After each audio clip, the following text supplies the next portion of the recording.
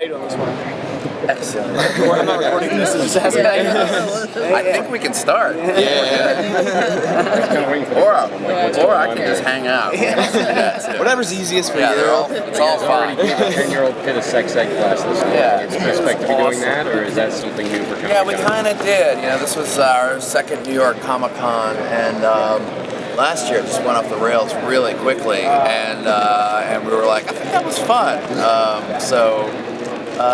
It's an interesting thing being on a show like this where, it's season 6. Our audiences kind of have come to expect a certain flavor from us, if you will. And we feel like the more we just let that loose, the better things go. How would you describe that flavor? Pretty filthy, I think, is really what it is. It's interesting because what a lot of people don't know is the cast of the show, we're all pretty close friends. We're all very sensitive, nice people. In fact, we were having a conversation in the lobby this morning. It was a lot about feelings, and it was very supportive. And we were like, if our fans knew we were talking about this, they'd feel really betrayed how nice we're being to each other right now. You guys having like a cast-wide Andre moment Yeah, there. exactly. Yeah. So it's fun to play that other side. Do you ever feel almost like, even when you're a character, that one of the other characters says something to yours and you almost take it personally? That happened a little bit in season 1 before we truly settled in, because these characters weren't fully defined. We kind of found them halfway through the first season, I think. And it's very interesting because it's not a totally clear who's the straight man, who's the crazy man role. It kind of changes in the dynamics you're in. Certain people have certain people's numbers. So if it's just Pete and Andre, Pete pretty much always has Andre's number. Then you throw Rafi into the equation, and then Pete also becomes a victim very quickly. So you're always kind of shucking and jiving. I don't know that I've ever personally had my feelings hurt, but I remember at some point we were making jokes about Andre, and somebody said something about Andre being bald, and we were like, well, Paul's bald. Let's hold off on this one. It's not really appropriate. Guys, share. Just share. I'm curious to know, now it's been so many seasons. Yeah. Is there anything you found that you're surprised to learn about yourself as an actor as you continue to explore the character? Yeah, there's zero emotional content on this show, as we all know. So there's less personal journeys and discovering going on with a character like Pete on the League, who is a perennial Peter Pan and doesn't really change. That being said, as an actor, it's as loosey-goosey and fun and easy as the show is. It's been kind of a challenge for me, as crazy as it sounds, to improvise a show based on material that I don't intrinsically know very well.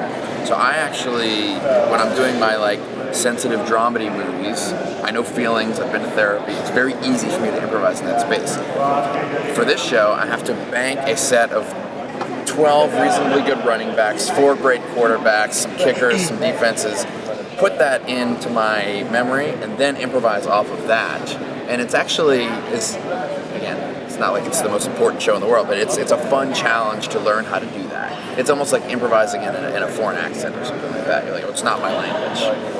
Knowing that you do work on films that do have emotional cores and kind of discovery, is it ever kind of cathartic to has there ever been a day you came to set and just to film this? Oh, it's the best. It is truly the best. I mean, there is zero pressure on this show, and I can't exactly explain why. We're very, like I said, the cast is all very close. There's no emotional content. We're trying to find, I think, the most intellectual version of a dick joke we can find.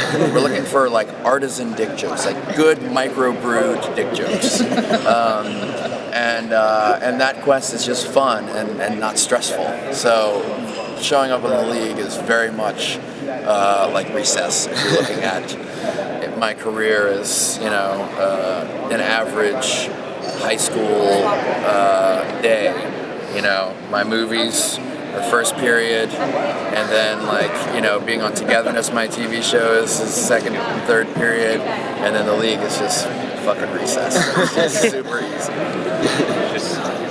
There's something inherently fun about playing admittedly terrible people, Yeah. especially when you guys have this emotional side that you were just talking about. I think so too, and for me, I really like most of my work is about dialing in the nuances of like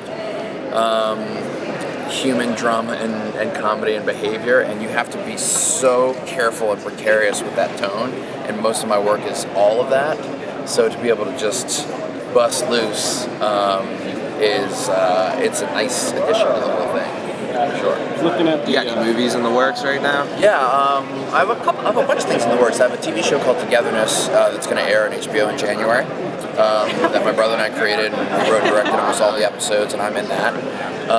And then there's a movie called The One I Love that stars me and Elizabeth Moss. It's still in theaters and on VOD right now. And then a movie called The Skeleton Twins with Bill Hader and Kristyn that I produced. That's in theaters right now.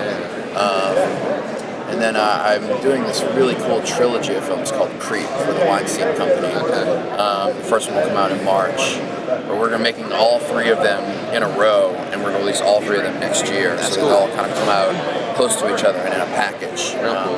It's kind of us trying to find something interesting left in the found footage genre. So see if we can do it.